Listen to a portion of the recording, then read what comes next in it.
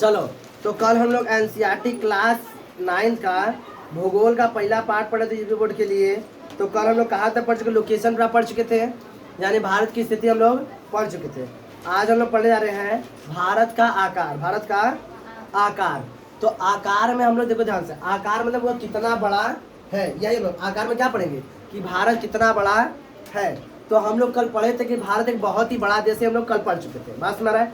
आज हम लोग पूरे विश्व से तुलना करेंगे कि हमारा भारत देश विश्व का कितना भाग घेरा हुआ है, विश्व में और सभी देशों से कितना बड़ा है या कितना छोटा है। हम लोग आज ये सब चीज़ों को चर्चा करेंगे। बात सुना रहा है।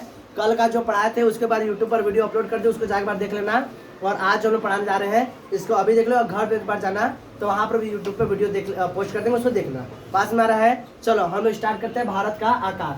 ध्यान से, भारत के भूभाग, भू मतलब जमीन, भारत के भूभाग का क्षेत्रफल, भूभाग का क्षेत्रफल कितना है तो 32,87,263 वर्ग किलोमीटर। क्षेत्रफल हमेशा किसमें आता है, वर्ग में, किसमें आता है वर्ग में।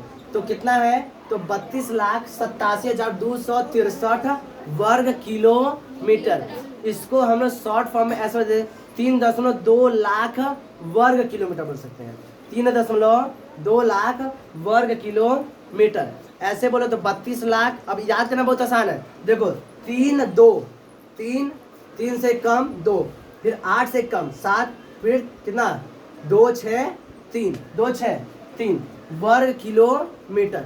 तो क्या बताओ पूरे भारत के भूभाग का क्षेत्रफल कितना है तो 32,87,263 वर्ग किलोमीटर। याद इसको अगर शॉर्ट में याद करना चाहे तो 3.2 लाख वर्ग किलोमीटर। बस हमारा है ऐसे देखो। अब देखो यह पूरे विश्व का लगभग 2.5% भाग गिरा हुआ। कितना 2.5%। इसमें याद रखो 2.4%। तो अब भाई 0.1% कम है ना। तो पूरे विश्व का कितना प्रतिशत भाग गिरा हुआ है 2.4% भाग पूरे विश्व का गिरा हुआ है। पूरे विश्व का अगर 100% मान ले तो उसमें से 2.5% अकेला कौन गिरा हुआ है, भारत गिरा। इतना बड़ा देश है, इतना बड़ा देश है। और इसका एरिया नहीं निकला 32,27,263 वर्ग किलोमीटर है। और पूरे विश्व का 2.4% भाग गिरा हुआ। कितना 2.4% भाग गिरा हुआ है। पूरे विश्व में भारत 7वां सबसे बड़ा देश है। कौन सा 7वां सबसे बड़ा देश है पूरे विश्व में। भारत 7वें नंबर पे आता है सबसे बड़ी कंट्री में। तो 200 से अधिक देश है, उसमें से भी भारत 7वां सबसे बड़ा देश है। इसे तो 196-98 दिखाता है, लेकिन और भी छोटे मोटे ऐसे मुल्क है 200 लगभग देश मान के चलते हैं। तो उसमें से भारत कौन से नंबर पे सबसे बड़ा देश आता है, 7वां सबसे बड़ा देश आता है। बात सुना रहा है। और उसी हिसाब से देखा जाए तो विश्व के कौन कौन से सबसे बड़े देश है तो सबसे बड़े देश का नाम है रूस, कनाडा, फिर चीन, फिर America USA, America, Brazil, Australia, Bharat, फिर उसके बाद अर्जेंटीना। बात हो रहा है। तो विश्व का सबसे बड़ा देश कौन सा है तो रूस। विश्व का सबसे बड़ा देश रूस, फिर इसके बाद कनाडा, फिर उसके बाद चाइना, अमेरिका, ब्राजील, उसके बाद आता है ऑस्ट्रेलिया, उसके बाद आता है इंडिया, उसके बाद क्या आता है अर्जेंटीना। बात सुना है। ये तो विश्व का सबसे बड़ा देश होगा। अगर सबसे छोटे देश की बात की जाए तो विश्व का सबसे छोटे देश का नाम है वेटिकन सिटी। यह विश्व की सबसे छोटी देश है, विश्व की सबसे छोटी देश है। इसका क्षेत्रफल लगभग 0.44 लाख वर्ग किलोमीटर है।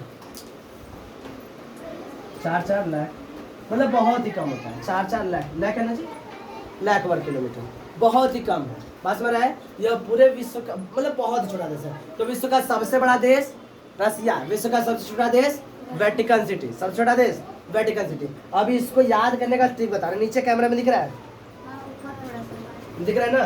देखो इसका याद करने का ट्रिक कैसे याद करोगे तो इस तरह से, रूक, चाइना, अब आ भारत, रुक चाइना अब आ भारत। यह शॉर्ट ट्रिक है जिससे हम लोग यह याद करेंगे कि विश्व के 7 सबसे बड़े देश कौन कौन से हैं।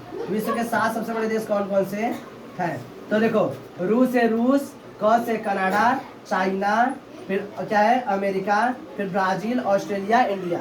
यह विश्व के 7 सबसे बड़े देश है। रुक कनाडा अब आ, और रुक चाइना अब आ भारत, रूस, Canada, China, America, Brazil, Australia और इंडिया। यह विश्व के 7 सबसे बड़े देशों को याद करने का क्या है, शॉर्ट ट्रिक है। यह समझने में कोई दिक्कत, इसको लिख लो, इसको लिख लो, और कुछ चीजें और भी हमें लिखवाना है। अब देखो ध्यान से, ये हम लोग देख लिए, अब हम लोग समझेंगे और इसी के में और आगे बढ़ेंगे। तो भारत के मुख्य भूखंड, यानी भारत, देखो भारत में क्या होता है कि कुछ हिस्सा क्या होता है देशों से घिरा हुआ है और बाकी कुछ हिस्सा क्या हुआ है, समुद्र से घिरा हुआ है। तो भारत का वह हिस्सा जो किससे घिरा हुआ है, देशों से, यानी भूखंड की जो सीमा है, भूखंड की जो सीमा है उसकी कुल लंबाई कितना है, तो उसकी कुल लंबाई 15,200 किलोमीटर, 15,200 किलोमीटर है। तो भारत के मुख्य भूखंड के सीमा की लंबाई कितनी है, 15,200 किलोमीटर। तथा अंडमान तथा निकोबार और लक्षद्वीप, यह दोनों द्वीप समूह को मिला दे, दोनों द्वीप समूह को मिला दे। तथा भारत के मुख्य भूमि का जो तटीय विस्तार है, तटीय मतलब समुद्र किनारे का जो विस्तार है, लंबाई है, यह कुल मिला दे तो कितना लंबाई है, तो 7,516.6 किलोमीटर।